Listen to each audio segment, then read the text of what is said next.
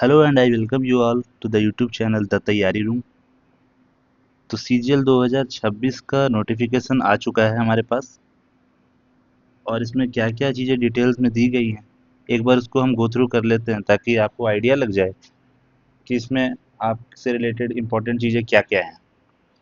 तो ये रहा हमारा notification CGL combined graduate level examination SSC का 2026 का। एप्लीकेशन से स्टार्ट होंगे फिल होना 21 मई से, यानी कि 21 मई से ये 22 जून तक आप इसको अप्लाई कर सकते हो।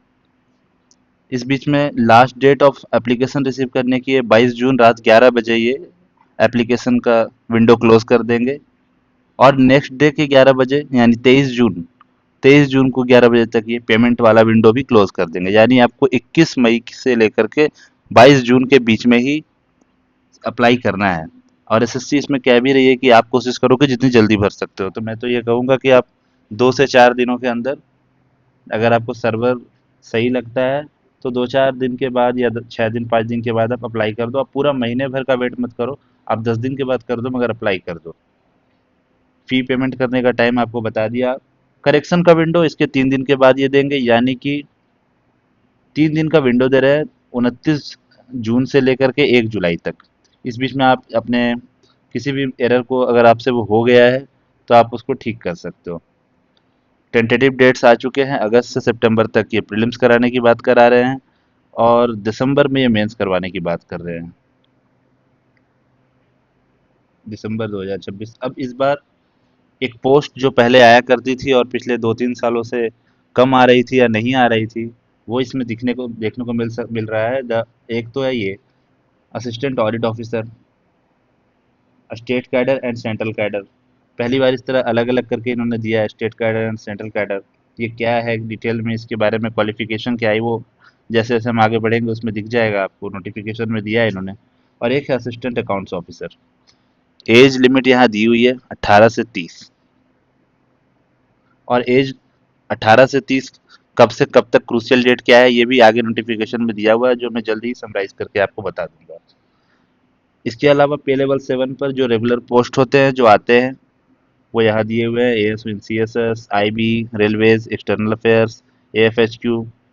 और इस तरह से inspector of income tax, GST inspector, excise inspector, है ना, PO, preventive officer examiner, AEO in ED, sub inspector narcotics, sub inspector in CBI, inspector of post, ये पोस्ट ऑफिस में पोस्टल इंस्पेक्टर जिसे कहते हैं हम। और ये नारकोटिक्स का इंस्पेक्टर। ये लेवल 7 के पोस्ट से, फिर लेवल 6 के पोस्ट हैं ये ग्रुप बी पोस्ट है। इसमें जो एक बात इम्पोर्टेंट ये है कि 30 से अधिक जिनका एज हो चुका है, उनके लिए ये इकलौती पोस्ट है जूनियर स्टैटिस्टिकल ऑफिसर। इसको 32 तक लोग दे सकते हैं, 18 से 32। बाकी कुछ ऐसे पोस्ट हैं जो केवल 18 से 27 के लोग दे सकते हैं, वो ये लेवल 5 से स्टार्ट होते हैं, यानी सभी ग्रुप सी पोस्ट। और ये सभी हैं उसमें पोस्टल असिस्टेंट लेवल 4 पर, एसएसए या यूडीसी, टैक्स असिस्टेंट सीबीआईसी और सीबीडीटी के, और सब इंस्पेक्टर नारकोटिक्स के। टोटल 12,256 वैकेंसीज अभी तक रिपोर्ट की गई हैं और ये टेंटेटिव वैकेंसीज हैं, ये बढ़ और घट सकती हैं। आगे नोटिफिकेशन में चलते हैं। अब ये क्रूशियल डेट की बात जो कर रहा था वो ये 18 से 27 जिन पोस्ट पर ये कह रहा है एलिजिबिलिटी, तो इसका मतलब यह हुआ कि जो भी कैंडिडेट्स ग्रुप बी और सी दोनों के लिए एलिजिबल हैं, उनकी एज या उनकी डेट ऑफ बर्थ 2 अगस्त 1999 से पहले की नहीं होनी चाहिए। यानी कि आप अगर 1 अगस्त 1999 को भी पैदा हुए हो, तो आप ग्रुप सी के पोस्ट के लिए एलिजिबल नहीं हो, केवल ग्रुप बी के पोस्ट के लिए एलिजिबल हो।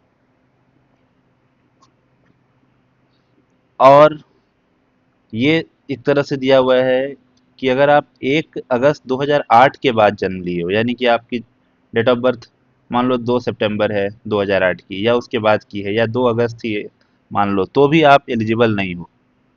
तो आप अप्लाई ही करने के लिए एलिजिबल नहीं हो मिनिमम पोस्ट किसी के लिए भी। जो पोस्ट 20 से 30 साल वाली है, जो कि ग्रुप बी पोस्ट है जनरली, तो उन पोस्ट्स के लिए, और एक और कुछ पोस्ट हैं जो 18 से 30 वाली हैं, उन पोस्ट्स के लिए 2 अगस्त 1996 को क्रूशियल डेट माना गया है। यानी कि अगर आप इस डेट से पहले जन्म लिए हो तो आप एलिजिबल नहीं हो, आप सीजीएल नहीं अप्लाई कर सकते।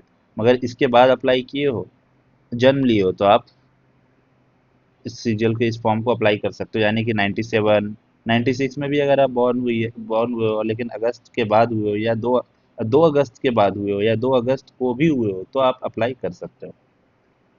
लेकिन 1 अगस्त 2006 से बाद नहीं आपका जन्म होना चाहिए। यानी आप 2 अगस्त 2006 या उसके बाद आपका डेट ऑफ बर्थ है तो आप एलिजिबल नहीं। 18 से 32 वाले के लिए आपको बता दिया, यानी 2 अगस्त 1994 या उसके बाद आपका जन्म हुआ है, तो दोनों ही परिस्थिति में आप ये जेएसओ वाले पोस्ट के लिए एलिजिबल हो। ये ओनली पोस्ट है जिसमें 18 से 32 साल के लोग भी अप्लाई कर सकते हैं। ये कुछ कुछ एग्जाम्पशन है जो कि आप देख रहे हो, अलग अलग कैटेगरीज के लिए यहाँ दिया हुआ है। SC ST को 5 ईयर्स, OBC को 3 years, PWD 10 years and so on. अगर आप सेंट्रल गवर्नमेंट एम्प्लॉय हो जिसने 3 ईयर्स की कंफर्म सर्विस कर ली है, तो उसको रिलैक्सेशन है 3 ईयर्स का, and up to the age of 40 years, whichever is earlier. अब यहाँ पर देखते हैं, और इस नोटिफिकेशन में सर्टिफिकेट्स का फॉर्मेट बता रहा है। इसने लास्ट में सबसे एंड में फॉर्मेट्स दिए हैं सभी, वो आप देख लेना, उसी फॉर्मेट्स में आप सर्टिफिकेट को निकलवाना। Crucial date SC ST OBC PWD और ESM के लिए क्या है, और EWS के लिए क्या है। ये कह रहा है कि इन कैटेगरीज के लिए SC ST OBC PWD और ESM के लिए जो क्रूशियल डेट है वो 1 अगस्त 2026 नहीं है, सॉरी 1 अगस्त 1999, या 1 अगस्त, ये 1999 कर लो, बाकी सब सही। 1 अगस्त 1999 या 1996 जो कह रहा था वो नहीं है। ये आपका एजुकेशनल क्वालिफिकेशन का मिनिमम ये था क्रूशियल डेट।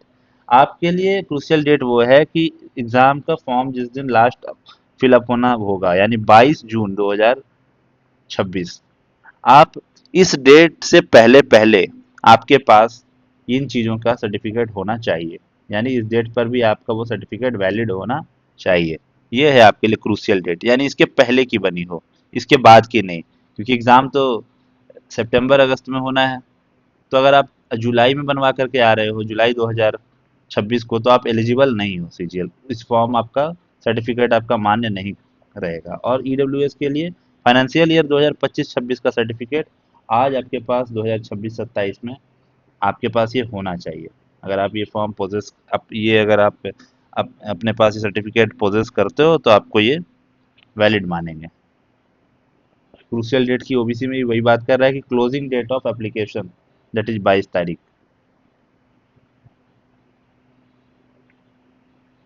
इसमें ये भी कह रहा है कि क्रूशियल डेट को ही बना हुआ रहे ईडब्ल्यूएस, ओबीसी या फिर आपका SC ST सर्टिफिकेट एकदम अराउंड द क्रूशियल डेट हो, यानी लास्ट जो अप्लाई करने का डेट है 22 जून को ही बना रहे, तो ऐसा ये नहीं कह रहा।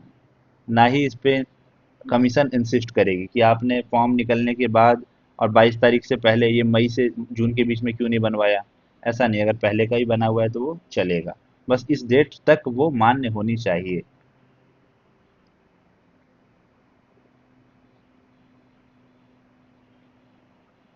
स्क्राइब की फैसिलिटी अ, उन कैंडिडेट्स को ही मिलेगी जो 40% से लेस डिसेबिलिटी का ये सर्टिफिकेट होल्ड करते हैं और राइटिंग उनको डिफ़िकल्टी है। और यहाँ पर कुछ क्या कह रहा है देख लेते हैं थोड़ा और।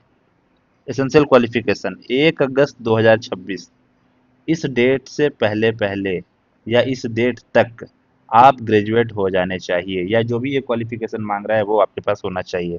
तो यहाँ पर डबल एओ के लिए कम से कम आपके पास एक ग्रेजुएशन की सर्टिफिकेट होनी चाहिए। असिस्टेंट ऑडिट ऑफिसर की बात मैं कर रहा हूँ, सेंट्रल कैडर वाले की।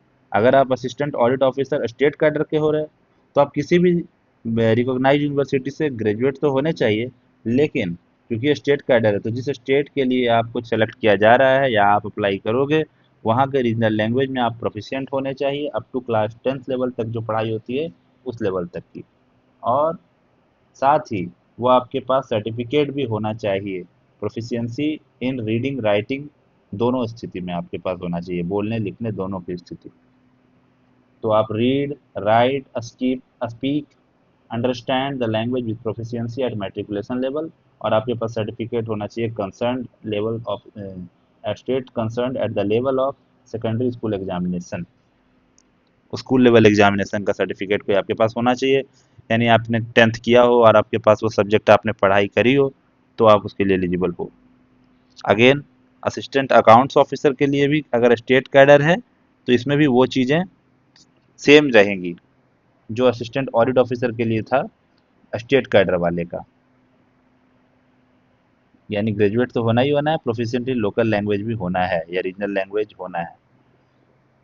जेएसओ के लिए मिनिमम क्वालिफिकेशन ये है कि आप किसी भी सब्जेक्ट में ग्रेजुएट हो, लेकिन क्लास 12th में आपके पास 60% मार्क्स आए होने चाहिए मैथमेटिक्स में, यानी कि आपने मैथ्स लेकर के 12th पास किया हो और 60% लाए हो, और इसके बाद आपने ग्रेजुएशन कर ली हो किसी भी स्ट्रीम से तो आप चलोगे, या फिर आपने स्टैटिस्टिक्स को वन ऑफ द सब्जेक्ट लेकर के ग्रेजुएशन किया है तब भी चलेगा। यानी कि 10th में अगर मार्क्स नहीं, 12th में अगर मार्क्स 60% नहीं है मगर स्टैटिस्टिक्स आपका ग्रेजुएशन में एक वन ऑफ द सब्जेक्ट था, तो भी आप जेएसओ के लिए अप्लाई कर सकते हो। स्टैटिस्टिकल इन्वेस्टिगेटर के लिए मैथमेटिक्स या इकोनॉमिक्स या डेमोग्राफी या पॉपुलेशन स्टडीज़, ऑपरेशन रिसर्च और इंफॉर्मेशन टेक्नोलॉजी, ये सब जो सब्जेक्ट्स है इनमें से किसी में आपने बैचलर डिग्री हासिल की हो तभी आप स्टैटिस्टिकल इन्वेस्टिगेटर, जो कि बहुत स्पेसिफिक है, इतनी कैटेगरीज मांग रहा है, अगर ये चीज़ें आपने की है तो आप अप्लाई कर सकते हो। बाकी सभी पोस्ट के लिए सिर्फ ग्रेजुएशन भी काफ़ी है। क्रूशियल डेट ये है कि आपके पास 1 अगस्त 2026 या उससे पहले आपके पास डिग्री होनी चाहिए। तो आप यहाँ तक ये समझ गए कि आपके पास 1 अगस्त 2026 से पहले या उस डेट तक डिग्री होनी चाहिए। ये हो गया एजुकेशनल क्वालिफिकेशन के लिए। लास्ट एप्लीकेशन की डेट है 22 जून 2026, यानी कि आप जो भी OBC certificate, SC ST PWD certificate बनवा रहे हो तो आपके पास इस डेट से पहले वो होनी चाहिए। एकदम रिसेंट हो ऐसा नहीं लिखा है, उस पर इंसिस्ट नहीं करेगी कमीशन, ये लिखा है, बट आपके पास इसके पहले का होना चाहिए, इसके बाद नहीं आप बनवाओगे और इसके बाद आप ग्रेजुएशन नहीं करोगे। ये दोनों डेट आप समझ चुके हैं। ये था एजुकेशनल क्वालिफिकेशन के लिए, और ये था आपका सर्टिफिकेट्स जो आप रिलैक्सेशन के लिए यूज़ करोगे।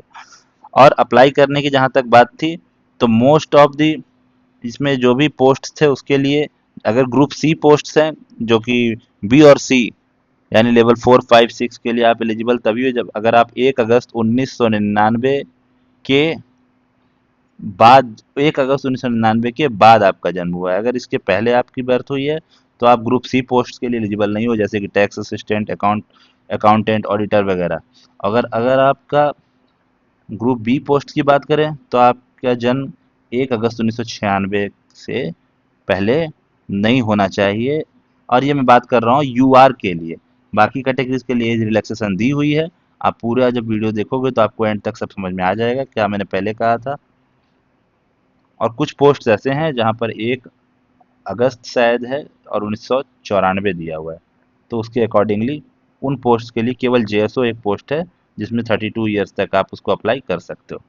ये है एप्लीकेशन सीजीएल को अप्लाई करने के लिए क्राइटेरिया। ये क्रूशियल डेट सीजीएल को अप्लाई करने के लिए, ये एजुकेशनल क्वालिफिकेशन प्रोसेस करने के लिए, और ये सर्टिफिकेट्स प्रोसेस करने के लिए क्रूशियल डेट है।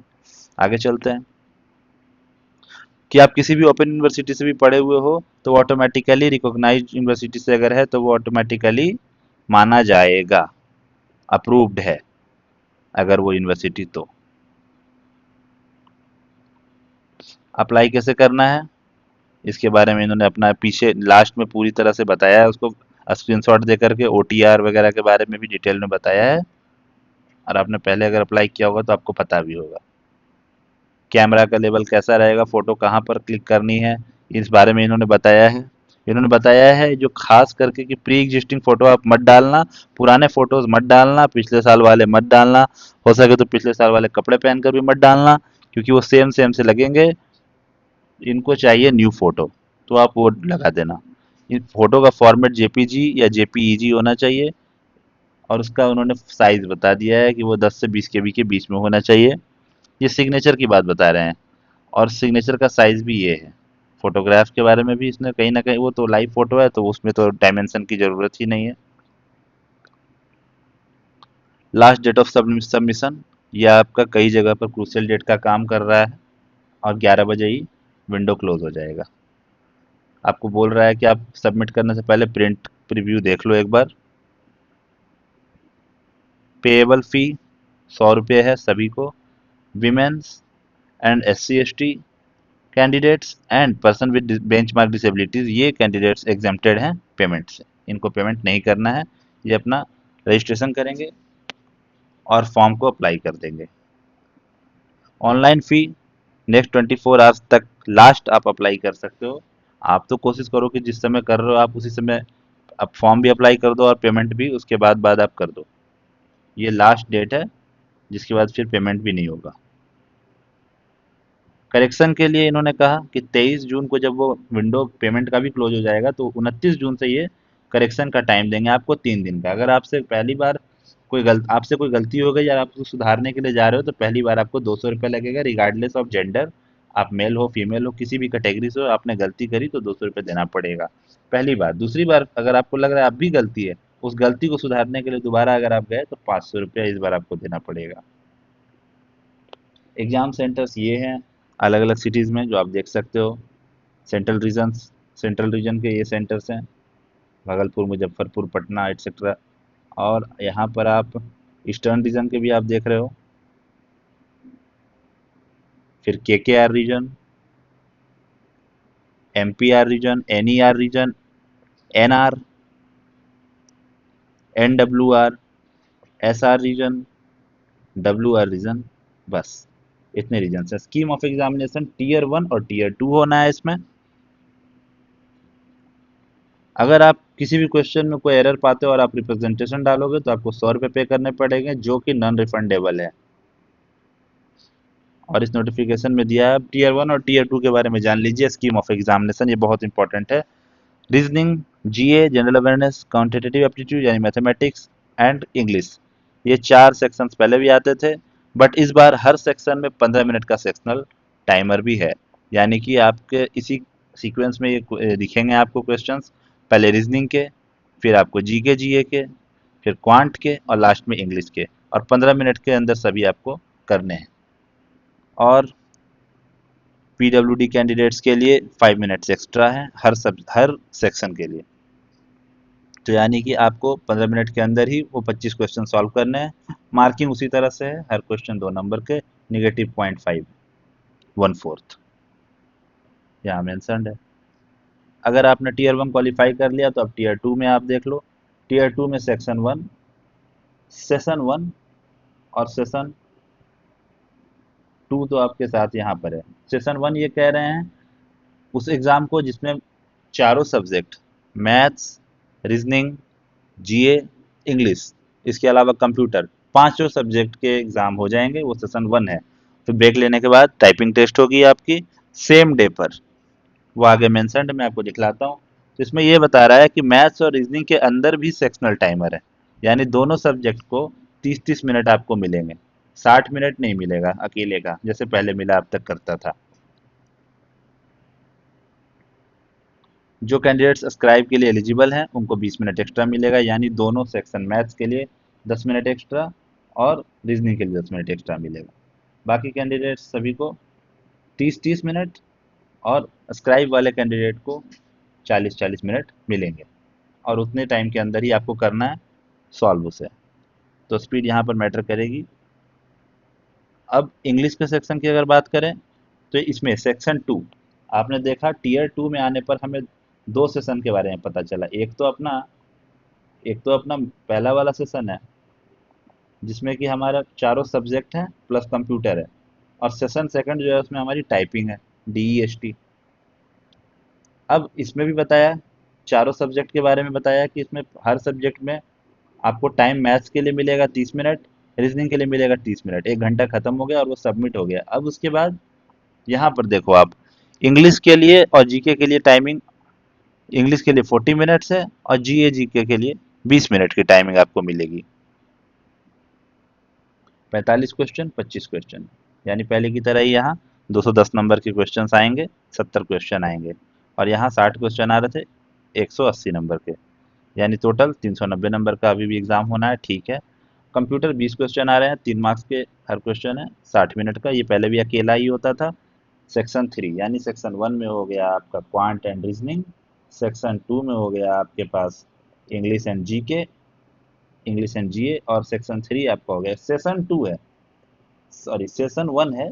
सेशन 1 में सेक्शन 1, सेक्शन 2, सेक्शन 3, और सेक्शन 3 में कंप्यूटर है आपका। Computer 15 minute, English 40 minute, GK 20 minute, reasoning 30 minute, जी कंप्यूटर क्वांट और रीजनिंग दोनों 30-30 मिनट। इस तरह से इन्होंने टाइम को डिवाइड किया है। डेटा एंट्री का थोड़ी देर के ब्रेक के बाद आपको एक टास्क मिलेगा, जो कि 15 मिनट में आपको 2000 की डिप्रेशन टाइप करने हैं, जिसमें कि कुछ पोस्ट के लिए कट ऑफ थोड़ी हाई रखी जाएगी, यानी डी एस टी में उसके लिए एरर्स कम एरर करोगे तो आप उसके लिए क्वालिफाइड रहोगे, जैसे टैक्स असिस्टेंट वगैरह। पेपर 2 और पेपर 3 की बात करता है। पेपर 2 में 100 क्वेश्चन आएंगे, वो 200 नंबर के होंगे। पेपर 3 जो इन्होंने डबल ओ के लिए ऑप्ट किया होगा, अगर पेपर 2 स्टैटिस्टिक्स का है तो जेएसओ और स्टैटिस्टिकल ऑफिसर को पेपर 2 देना पड़ेगा, लेकिन पेपर 3 डबल एओ के लिए, चाहे अकाउंट्स का डबल एओ हो या ऑडिट वाला हो, दोनों के लिए 100 क्वेश्चन 200 नंबर के। और यहाँ पर भी दोनों को 2-2 घंटे ही मिलेंगे, लेकिन यहाँ एक बात मेंशन्ड है कि आपका पेपर 1 यानी इंक्लूडिंग टाइपिंग भी हो जाएगा, लेकिन ये तीनों मल्टीपल दिन या मल्टीपल शिफ्ट में हो सकते हैं। पेपर 1, पेपर 2, पेपर 3 अलग अलग शिफ्ट्स में अलग अलग दिनों पर होगा। पेपर 1 सभी पोस्ट के लिए कंपलसरी, यानी जो मेंस जिसको कहते हैं, जिसमें मैथ्स, रीजनिंग, जीए, कंप्यूटर, इंग्लिश, ये 5 सब्जेक्ट आते हैं, वो तो सबको ही देना है। पेपर 1, पेपर 2, पेपर 3 अलग अलग शिफ्ट्स में अलग अलग डेट पर होंगे, यानी जेएसओ का पेपर अलग होगा अगले दिन किसी और दिन, डब्ल्यूओ का किसी और दिन, और पेपर 1 एक साथ हो जाएगा। पेपर 1 में इंक्लूड जो सब्जेक्ट है वो यहाँ पर मेंशन्ड है, जो कि मैंने अभी बता ही दिया आपको। पेपर 1 के हर सब्जेक्ट में, चारों पांचों सब्जेक्ट सेक्शन में, जिस तरह से कंप्यूटर में लास्ट टाइम सब फेल हो गए थे काफ़ी बच्चे, तो इस बार भी ध्यान रखना होगा कि आपको हर सेक्शन में क्वालिफाई करना जरूरी है। मिनिमम क्वालिफाइंग मार्क्स मैथ्स में भी लाना होगा, रीजनिंग में भी लाना होगा, जीए और कंप्यूटर और इंग्लिश में भी लाना होगा। निगेटिव मार्किंग इस तरह से है कि there will be negative marking of 1 for each wrong in section 1, 2 and 3 of paper 1 and 0.5 marks for paper 2 and 3, यानी कि मेंस में आपका निगेटिव मार्किंग बढ़ गई है, जो कि पहले भी थी 33%। ये है आपकी निगेटिव। अगर आप एक मिस्टेक करते हो तो आपके -1 मार्क्स हो जाएंगे, एक सही करते हो तो +3। कंप्यूटर के बारे में ये कह रहा है कि कंप्यूटर के लिए स्कोर अलग अलग एग्जाम, अलग अलग पोस्ट के लिए अलग अलग रहेगा, यानी कि 2 तरह के कट ऑफ जो वो रखते हैं वो रखेंगे। इन पोस्ट के लिए थोड़ा हायर स्टैंडर्ड है, ASO, in CSS, MEA, inspector in GST, postal assistant. Data entry की बात वही कर रहे हैं कि ये 15 मिनट में 2000 की डिप्रेशन टाइप करना है, मगर जिनकी एक्यूरेसी बेटर होगी, कुछ पोस्ट के लिए उन बच्चों को कंसीडर किया जाएगा, और वो पोस्ट ये हैं: T tax assistant in CBDT, यानी इनकम टैक्स डिपार्टमेंट में, UDC, SSA in CS, central bureau of narcotics में, एटसेट्रा। इंडिकेटिव सिलेबस क्या है? तो ये रीजनिंग का सिलेबस इन्होंने यहाँ पर दिया हुआ है टीयर 1 के लिए। टीयर 1 के लिए ये सिलेबस है, टीयर, और इसमें जीके का सिलेबस यहाँ रहा, और ये है जीए हो गया, ये क्वांट का सिलेबस है प्री के लिए, और ये टीयर 1 में या प्री में इंग्लिश का ये सिलेबस है।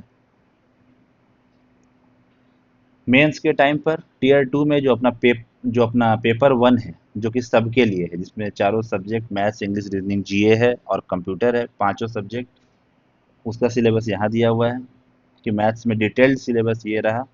इन चीज़ों को पढ़ करके आपको जाना, number system, arithmetical operations, algebra, geometry, mensuration, trigo, statistic and probability.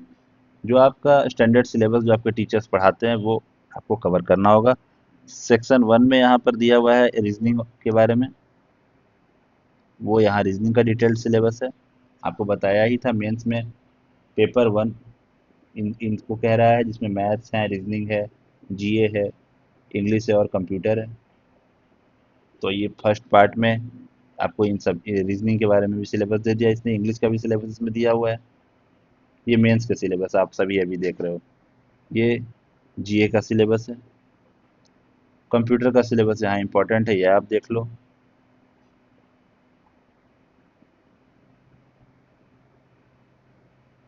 जिनको स्टैटिस्टिक्स का पेपर देना है उनके लिए यहाँ सिलेबस दिया हुआ है।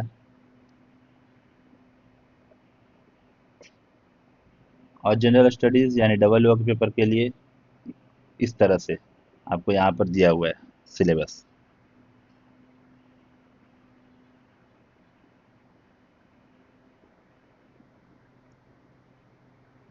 और इसमें कुछ अगर इम्पोर्टेंट मार्क है तो हाँ, ये आप देख सकते हो कि कितने परसेंट एरर आप कर सकते हो और कितना मिनिमम क्वालिफाइंग है। यानी कि टीयर वन में जो सेक्शन वन है, टीयर वन में, सेक्शन वन में, सेक्शन टू में और सेक्शन थ्री में, और पेपर वन और paper two and paper three of tier two, ये है मिनिमम क्वालिफाइंग परसेंटेज मार्क्स। यानी इसने सेक्शन वाइज भी बांट दिया।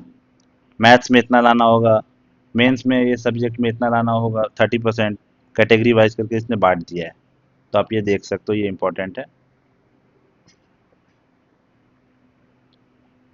एरर भी इसने बता दिया है कि ये इतने इतने परसेंटेज एरर तक एग्जेम्प्टेड है, और इसके बाद वो आपको अलग अलग कैटेगरीज के लिए है, और हायर पोस्ट के, अलग पोस्ट के लिए डिज़ायरेबल कट ऑफ है उनका अलग सा, वो थोड़ा हाई रहेगा, उसमें एरर थोड़े कम कर देगा। यहाँ 20% है तो वहाँ 10% एरर ही हो सकता है एक्सेप्टेबल हो, या यूजुअली जो पास्ट ईयर का ट्रेंड रहता है। जो कैंडिडेट्स पोस्ट प्रेफरेंस नहीं सबमिट करेंगे फाइनली, उनका फाइनल रिजल्ट में नाम नहीं रहेगा, क्योंकि उनको ये कंसीडर नहीं करेंगे मेरिट लिस्ट बनाते समय।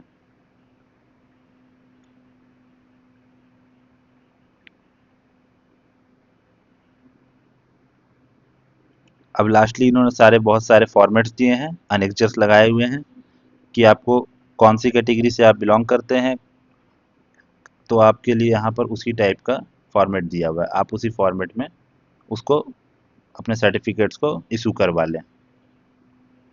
Thank you for watching.